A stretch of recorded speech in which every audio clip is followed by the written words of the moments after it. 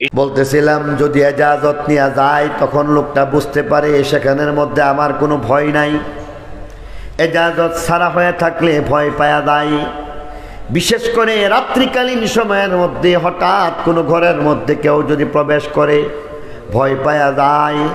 এমন ভয় পাওয়া যায় কখনো কখনো সেই ভয়ের কারণে অসুস্থ হয়ে যায়।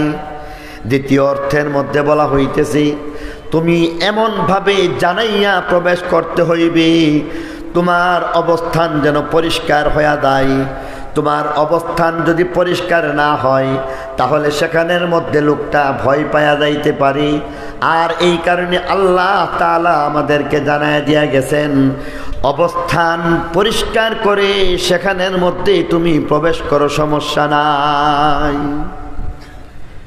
দুই অর্থের মধ্যেই যদি চিন্তা করা হয় তাহলে বলা হচ্ছে শিষ্টাচার শিক্ষা দেওয়া হইতেছে যে এখানের মধ্যে এমন শিষ্ট ভদ্র শিষ্টভাবে আমাদেরকে প্রবেশ করতে হবে যেখানের মধ্যে কোনো ধরনের নিরাপত্তার প্রশ্ন যেন না আসে, ইজ্জত হানি হওয়ার প্রশ্ন যেন না আসে, না নিজের ইজ্জতের ক্ষতি হইবে না অন্যের ইজ্জতের ক্ষতি হইবে। প্রাথমিকভাবে এই ব্যবস্থাটা করলে নিরাপদ।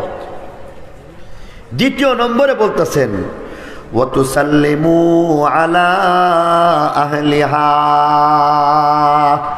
দ্বিতীয় নম্বরে তুমি যখন যাইবা তখন সালাম দিয়া দিবা। এই সালাম দেওয়ার মাধ্যমে তোমার অবস্থান পরিষ্কার হয়ে গেল। এই কারণে বলা হইতেছে কারো ঘরের মধ্যে প্রবেশ করবার আগে সালাম দেওয়া চাই। যখন সালাম দিয়ে দিবে সালামের উত্তর ভেতর থেকে আসতে হইবে। হাদিস শরীফের মধ্যে আল্লাহর নবী ফরমাইছেন যখন কেউ ঘরের মধ্যে যাইবে সালাম দিবে ভিতর থেকে যখন জবাব আসবে তখন প্রবেশ করতে পারবে। যদি সালামের জবাব না দেওয়া হয় বুঝে নিবা এখনো তোমার অনুমতি হয় নাই। দ্বিতীয়বারে তুমি সালাম দিতে হইবে। দ্বিতীয়বারে উত্তর যদি আসে বুঝতে হইবে সালামের বুঝতে হইবে অনুমতি হয়ে গেছি। দ্বিতীয়বারে যদি এমনভাবে সালামের জবাব না দেওয়া হয় তৃতীয়বারে সালাম দিবে।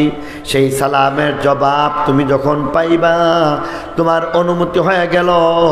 সালামের জবাব যদি না পাও তাহলে সেখান থেকে অনুমতি হইল না, তুমি ফিরে যাও। এই কারণে আমাদের বড়দের মধ্যে দেখা গেছে এই প্রবণতা, অনুমতি প্রার্থনার জন্য সালাম দিয়েছেন, সালামের জবাব দেওয়া হয়েছে। আর যদি অনুমতি প্রার্থনার জন্য সালাম না দিয়া কেউ প্রবেশ করতেন আমাদের বড়দেরকে দেখেছি সঙ্গে সঙ্গে বের করে দিতেন, ঘরের মধ্যে প্রবেশ হতে দিতেন না। আমাদের আব্বাজি রহমতুল্লাহি আলাইহি ওনাকে বারবার এমনভাবে দেখেছি আমাদের ঘরের মধ্যে সালাম দেওয়ার যে প্রচলন কেমন করে শিক্ষা দিয়েছেন।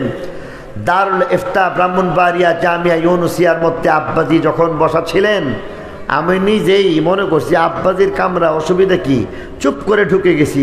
যাওয়ার পরে সঙ্গে সঙ্গে বলতেছেন এই তুমি সালাম দিলে না? তো আমি তো বুকার মতো দাঁড়ায় গেছি। এবার বলতেছে যাও বের হও। বের হইয়া সেখানে বাহির থেকে নতুন করে সালাম দিবা, দরজার মধ্যে থাকতেই আমি সালাম দিতেছি। বলে যে এইভাবে না, আড়ালে থেকে তুমি সালাম দাও, আড়ালে থেকে সালাম দেওয়ার পরে ভিতর থেকে উত্তর আসলে তখন প্রবেশ করতে হবে। শেষ পর্যন্ত বের করে দেওয়া হয়েছে। আড়াল থেকে ভিতর থেকে যখন আড়ালে থেকে যখন সালাম দেওয়া হয়েছে ভিতর থেকে উত্তর আসার পরে তখন আমাদেরকে ভিতরে প্রবেশ করতে দিছে। এটা এমন একটা শিষ্টাচার যে শিষ্টাচারটা আমাদের সমাজের মধ্যে একেবারে গুমনাম হয়ে গেছে। বিশেষ করে পারিবারিক ক্ষেত্রে সালামের প্রচলন নাই। স্বামী স্ত্রী একজন আরেকজনকে সালাম দিতে চায় না, বলে যে শরম করে। বিশেষ করে মহিলারা স্বামীকে সালাম দিতে চায় না।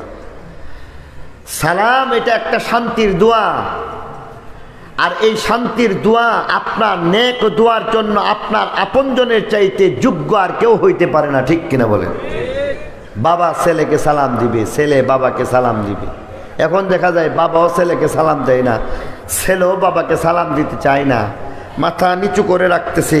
অথচ আরবের মধ্যে দেখা যাচ্ছে সালাম বাবা ছেলেকে দিচ্ছে, ছেলে বাবাকে দিচ্ছে।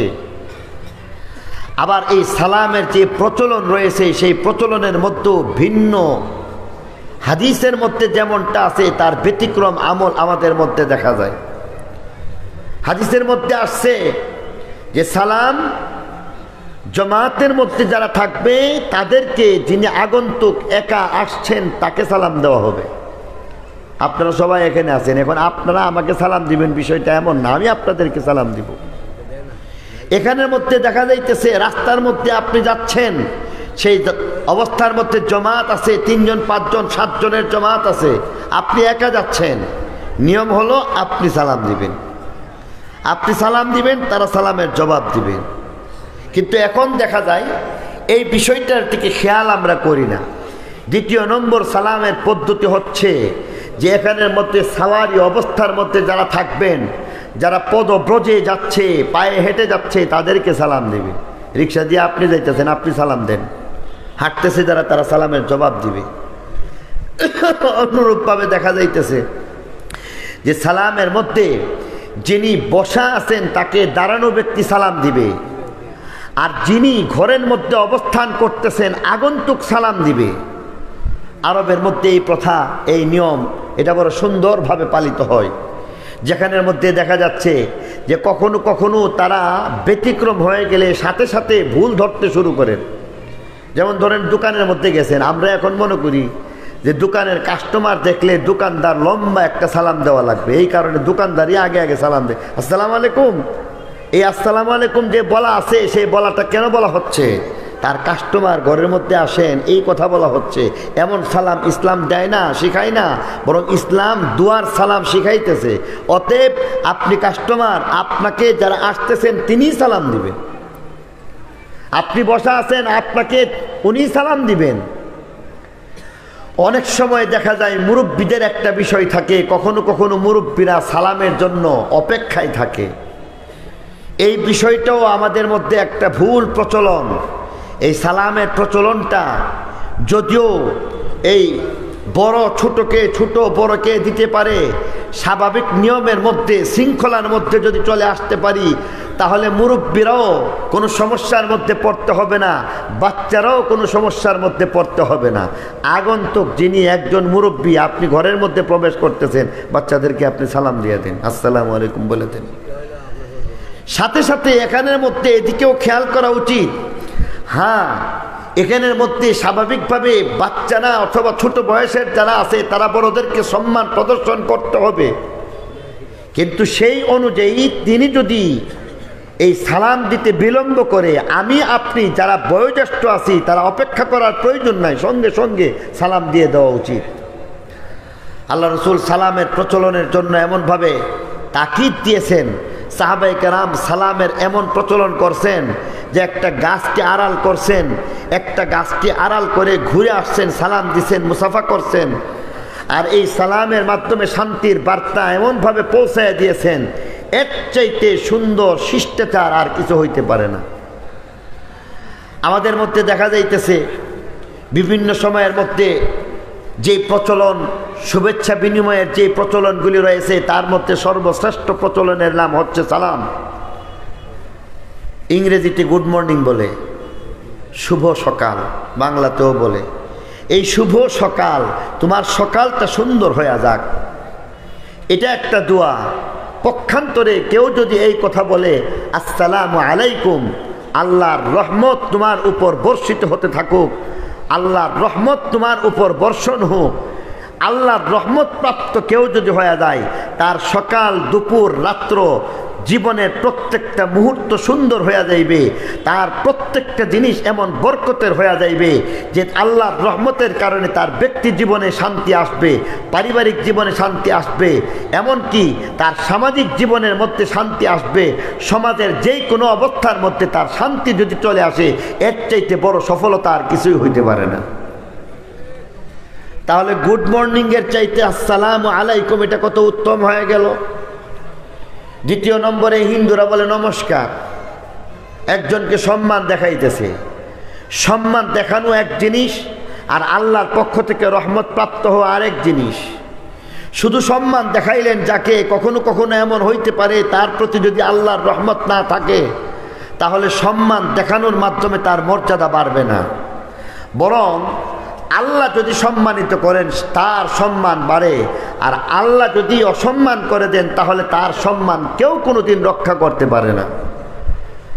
5 তারিখের মধ্যে, আগস্টের 5 তারিখের মধ্যে আমাদের সামনে আঙ্গুল দিয়ে আল্লাহ দেখাই দিয়ে গেছেন, আল্লাহ তাআলা যাকে সম্মান দেন সেই সম্মানিত হয়ে যায়, আর যাকে অসম্মান করেন জোর করে সম্মান নেওয়ার চেষ্টা করলেও সম্মান পাওয়া যায় না।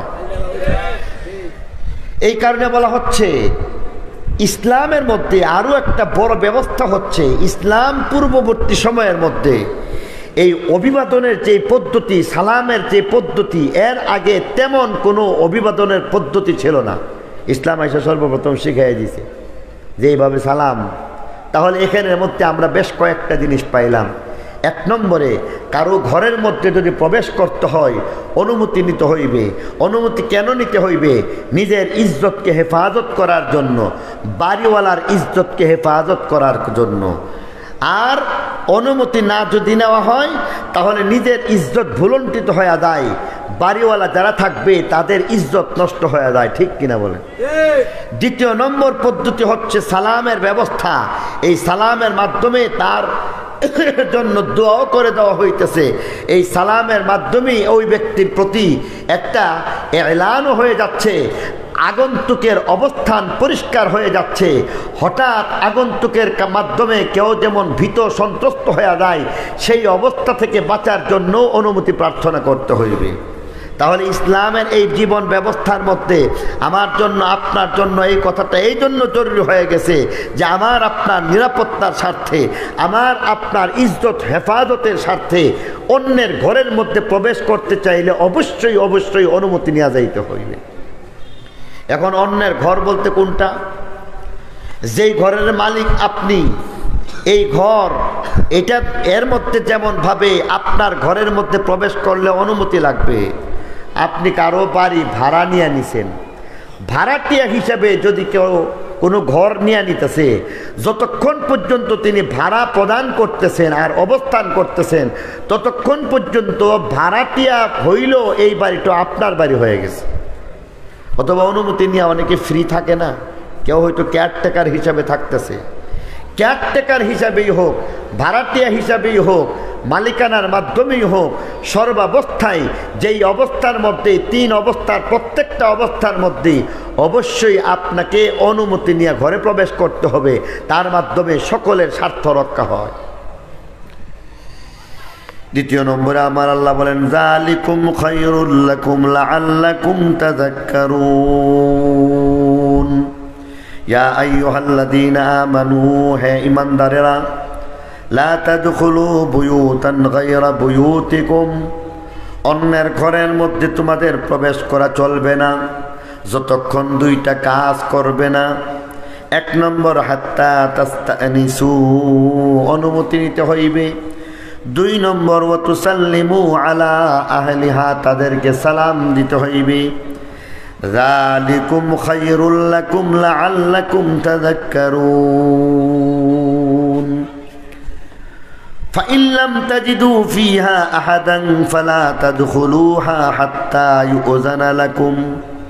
এবার বলতেছে অনুমতির জন্য তুমি যদি প্রবেশ করতে চাইলা, সেখানের মধ্যে গিয়া কাউকে পাইলা না, ফাইন লাম তাজিদু ফিহা আহাদা, অন্যের ঘরের মধ্যে প্রবেশ করতে গেলা, যাওয়ার পরে দেখলা সেখানের মধ্যে কেউ নাই, আল্লাহর পক্ষ থেকে জানায় দেওয়া হইতেছে ফালা তাদখুলুহা, সেখানের মধ্যে অবশ্যই প্রবেশ করবে না, হাত্তা ইউযানা লাকুম, তবে তোমাকে যদি অনুমতি দেওয়া হয় ভিন্ন কথা। অনুমতির ধরন 2 ধরনের হইতে পারে। একজন হইল জিম্মাদার, একজন হইল সাধারণ অবস্থা। বাবা জিম্মাদার, মা জিম্মাদার, বড় ভাই জিম্মাদার, পরিবারের সদস্য জিম্মাদার, দোকানের মালিক কর্মচারী জিম্মাদার। মালিক দোকানের যেমন জিম্মাদার, কর্মচারী দোকানের তেমনই জিম্মাদার হয়ে যায়। মালিক মালিক হিসাবে জিম্মাদার, কর্মচার হিসাবে জিম্মাদার। এবার সেখানের মধ্যে গিয়া দেখলো ছেলের ঘর, ছেলের ঘরের মধ্যে বাবা গেলেন, সেখানের মধ্যে ছেলে নাই, কিন্তু যেহেতু জিম্মাদার এই কারণে তার সেখানের মধ্যে প্রবেশ করার অনুমতি আছে।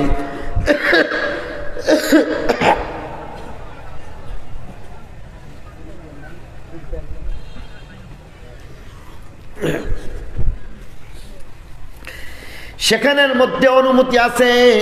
কর্মচার যেহেতু সব সময় সেখানের মধ্যে আসা যাওয়ার অনুমতি আগে থেকে রয়েছে, সেই কারণে কর্মচার সেই ঘরের মধ্যে প্রবেশ করবে, কোনো সমস্যা নাই। স্বামী স্ত্রী একজন আরেকজনের জিম্মাদার, অতএব স্বামী স্ত্রীর ঘরের মধ্যে, স্ত্রী ঘরের মধ্যে অনুমতি ছাড়াই যাইতে পারে, ঠিক কিনা বলেন? উস্তাদ ছাত্রের জিম্মাদার, অতএব ছাত্র কোনো ঘরের মধ্যে ছাত্রাবাসের মধ্যে অবস্থান করতেছে, সেই ছাত্রাবাসের মধ্যে অবস্থান করলে প্রয়োজনের খাতিরে যদি সেখানের মধ্যে দায়িত্ব পালনের প্রশ্নে যদি প্রবেশ করতে চায় করতে পারবে, তবে সর্বাবস্থায় যতক্ষণ পর্যন্ত অবস্থান সম্পর্কে অনুমিত হইবে না, জানতে পারবে না, ততক্ষণ পর্যন্ত প্রবেশ করা উচিত না। এই কারণে বলতেছে কুফা ইল্লাম তাজিদু ফিহা আহাদা, সেখানের মধ্যে কাউকে যদি না পাও, ফালা তাদখুলুহা হাত্তা ইউযানা লাকুম, যতক্ষণ অনুমতি পাইবা না ততক্ষণ পর্যন্ত সেখানের মধ্যে তুমি, যতক্ষণ অনুমতি পাইবা না, অনুমতি না পাওয়া পর্যন্ত সেখানে তুমি প্রবেশ করবা না। আর অনুমতি চাইছো, অনুমতি পাইছো না, সেই অবস্থাতে কি করবা? فإن قيل لكم فارجعوا فإن قيل لكم ارجعوا فارجعوا هو أزكى لكم, যদি তাকে বলা হয় ইরজিউ, ফিরে যাও, অর্থাৎ এমন অবস্থার মধ্যে আছি যেই অবস্থার মধ্যে তোমার প্রবেশ করা ঠিক হবে না, আমি ব্যক্তিগত কোনো কাজের মধ্যে লিপ্ত আছি, অতএব ব্যক্তিগত কাজের কারণে তোমাকে অনুমতি দিতে পারতেছি না, তুমি ফিরে যাও। সেখানের মধ্যে এমন কথা বলবা না, আমি হইলাম তোমার একজন আপনজন, আমি হইলাম তোমার আত্মীয়, আমি হইলাম তোমার একজন প্রিয় মানুষ, বন্ধু বান্ধব, এই বন্ধু বান্ধবের অজুহাত দেখাইয়া সেখানের মধ্যে যাইবা না। জেনে রাখো, কখনো কখনো মা সন্তান থেকে, সন্তান মা থেকে, এমনকি স্বামী স্ত্রী থেকে, স্ত্রী স্বামী থেকেও পর্দা করা লাগে, এটা ক্ষেত্র বিশেষ। অতএব তোমাকে যদি বলা হয় ফিরে যাও, এরপরও যেন এমনটা না করো যে না না 5 মিনিট আপনার সাথে কিছু কথা বলতে চাই। বিশেষ করে কখনো কখনো এমন অবস্থার সম্মুখীন হয়ে যায় উলামায়ে কেরামের মধ্য হইতে, আজকে তো অলিপুরি হুজুরের একটা ঘটনায় বলা যাইতে পারে। অলিপুরি হুজুর নিজেই কোনো এক বয়ানের মধ্যে বলছেন, বয়ান শেষ করছেন, হুজুর তো স্বাভাবিকভাবে লুঙ্গি পরিধান করেন, লুঙ্গি পরিধান করেন, এই অবস্থার মধ্যে যাইতেছেন, লুঙ্গি পরতেছেন, এক হাতে লুঙ্গি ধরে রাখছেন, আরেক হাতে এক লোক দৌড়ে আসছে মুসাফা করার জন্য, আর মুসাফা করতে গিয়া বলতেছেন যে ভাই আমি লুঙ্গি পরতেছি, হুজুর একটু মুসাফা করে ফেলাই, আরে আমি লুঙ্গি পরতেছি, এরপরে বলতেছে একটু মুসাফা করে ফেলাই। এমন অযাচিত কোনো আবেগ দেখানো কোনো অবস্থাতেই ঠিক না। এখানের মধ্যে আরো একটা বিষয়, সকলের অবস্থান এক না। আপনি আর আমি স্বাভাবিক অবস্থাতে মুসাফা করা এটা সওয়াবের জিনিস, কিন্তু কোনো কোনো সময় কারো কারো ক্ষেত্রে, সকলের জন্য নয়, কারো কারো ক্ষেত্রে মুসাফা করাটা তার কষ্টের কারণ হয়ে দাঁড়ায়। যেমন মনে করেন আমাদের হুজুরের কথাই বলা যায়, উনি বড় বড় মাহফিলের মধ্যে যান, সারা দেশের মধ্যে ওনাকে যাইতে হয়। এমন অনেক জায়গা আছে যেখানের মধ্যে মানুষ 5 বছর 5 বছর 10 বছর 10 বছর পর্যন্ত চেষ্টা করে একবার হযরতকে নিতেছে, সেখানের মধ্যে হাজার হাজার মানুষ হয়ে যায়। আমাদের এলাকার মধ্যে স্বাভাবিকভাবে মানুষের সংখ্যা ওয়াজ মাহফিলে কম হয়, উত্তরবঙ্গের মাহফিলগুলির মধ্যে দেখা যায় এই ধরনের 5-7টা প্যান্ডেলের সমান একটা মাহফিলের মধ্যে হয়ে যায়। সেখানের মধ্যে যদি হুজুরকে সুযোগ দেওয়া হয়, হুজুর যদি বলেন যে মুসাফা করো, তাহলে হুজুরের চামড়া আর তালাশ করে পাওয়া যাবে না।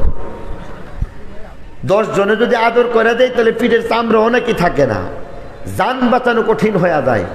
একজন মানুষ যখন এমন পরিস্থিতির সম্মুখীন হয়ে যায় যেখানের মধ্যে মুসাফা করার কারণে কারো কষ্ট হচ্ছে, সেখানের মধ্যে আপনি কষ্ট দিয়া সওয়াব কামাইবেন, ইজায়ে মুসলিমা হারাম বলা হয়েছে, মুসলমান হয়ে আরেক মুসলমানকে কষ্ট দেওয়া হারাম। আপনি এখানের মধ্যে মুসাফা কইরা তাকে যদি এমন বাস্তবিক অর্থে কষ্টের মধ্যে ফেলে দিতেছেন, জানিয়া বুঝিয়া এমন কাজ করা আপনার জন্য অবশ্যই হারাম হয়েছে। অতএব এইসব কিছু করা যাবে না।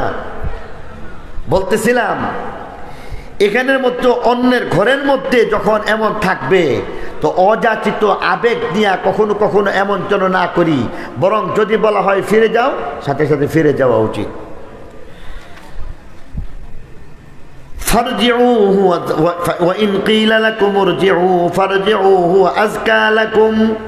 ফিরে যাওয়ার কথা যদি বলা হয় তখন তুমি ফিরে যাও, এর চাইতে ভালো আর কিছু হইতে পারে না, এটা অনেক উত্তম জিনিস। ওয়াল্লাহু বিমা তা'মালুনা আলীম, আল্লাহ তাআলা তোমরা যা কিছু করো সেই সম্পর্কে অবগত আছে। পরবর্তী আয়াতের মধ্যে বলতেছেন লাইসা আলাইকুম জুনাহুন আন তাদখুলু বুয়ুতান গায়রা মাসকুনাতিন ফিহা মাতাউন লাকুম ওয়াল্লাহু ইয়ালামু মা তুবদুনা ওয়া মা তাকতুমুন। এবার বলতেছে এমন ঘরের মধ্যে প্রবেশ করার জন্য ইচ্ছা করছেন যেই ঘরের মধ্যে স্বাভাবিকভাবে কেউ থাকতেছে না, সেখানের বিধান কি হইবে? আল্লাহ বলতেছেন লাইসা আলাইকুম জুনাহুন আন তাদখুলু বুয়ুতান গায়রা মাসকুনাতিন ফিহা মাতাউন লাকুম, এমন ঘরের মধ্যে তোমরা প্রবেশ করতে কোনো অসুবিধা নাই যেই ঘরের মধ্যে কেউ থাকতেছে না। গায়রা মাসকুনাতিন ফিহা মাতাউন লাকুম, সেখানের মধ্যে তোমাদের কিছু আসবাবপত্রও আছে। মনে করেন আপনার পরিচিত কোনো একজন আছে, তার ঘরের মধ্যে নিজের সামান আপনি রেখে দিয়েছেন। আপনার সামান আপনি নেওয়ার জন্য আপনি যদি আপনার আপনজন যার ঘরের মধ্যে সামান রেখে দিয়েছেন সেখানের মধ্যে সেই সামানাগুলিকে আনতে চাইতেছেন, সেই অবস্থার মধ্যে গিয়া যদি দেখেন বাড়ির মালিক নাই, তাহলে সেখানের মধ্যে অনুমতি আছে, আপনি অনুমতি ছাড়াই সেখান থেকে আপনার মাল আপনি নিয়ে আসবেন।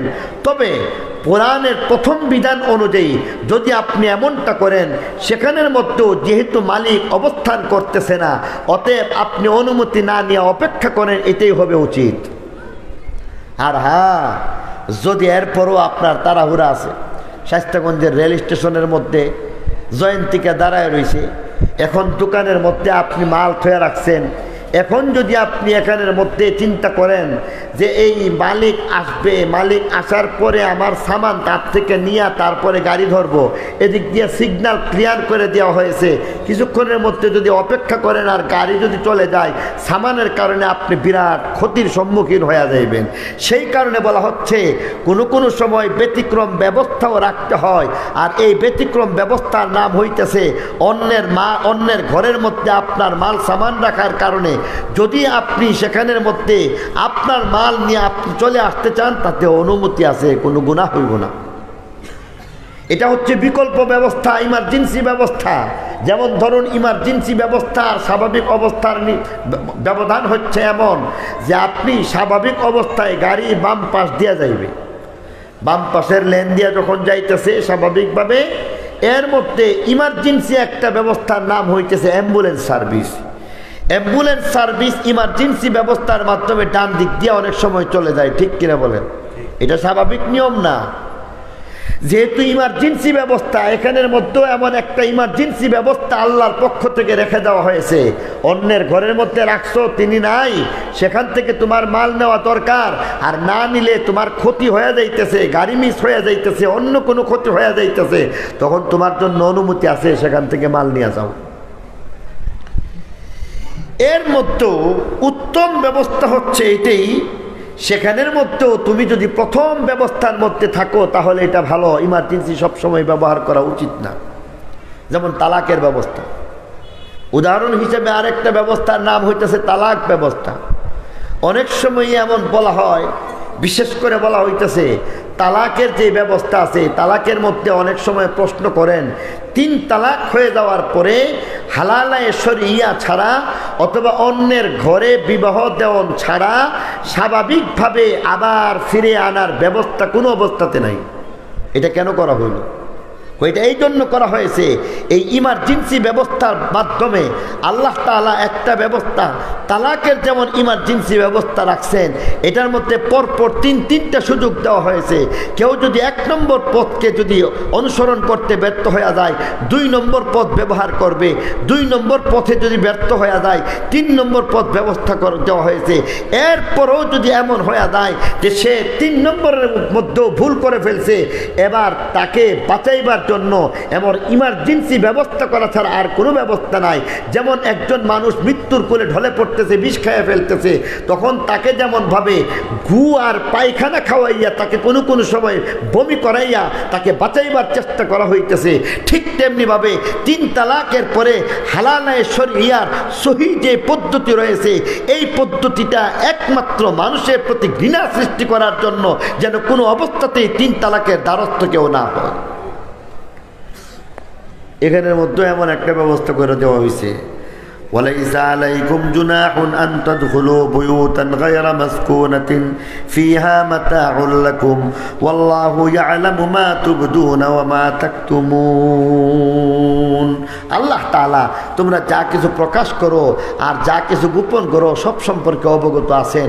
সার সংক্ষিপ্ত আলোচনা যদি বলা হয়, তাহলে এখানের মধ্যে যেই বিষয়গুলি বলা হয়েছে, 1 নম্বরে বলে দেওয়া হয়েছে কাহারও ঘরের মধ্যে বিনা অনুমতিতে প্রবেশ করা যাবে না। যদি কাহারও ঘরের মধ্যে প্রবেশ করতে হয়, 2টা ব্যবস্থার মাধ্যমে প্রবেশ করতে পারবে। 1 নম্বর তার থেকে অনুমতি সাপেক্ষে, 2 নম্বর তাকে সালাম দেওয়া সাপেক্ষে। এই পদ্ধতির মাধ্যমে প্রবেশ করলে এটা শিষ্টাচার হয়ে যায়, ভদ্রতা হয়ে যায়। এর ব্যতিক্রম করলে ক্ষতির সম্মুখীন হয়ে যায়, নিজের ক্ষতি অন্যের ক্ষতি হয়।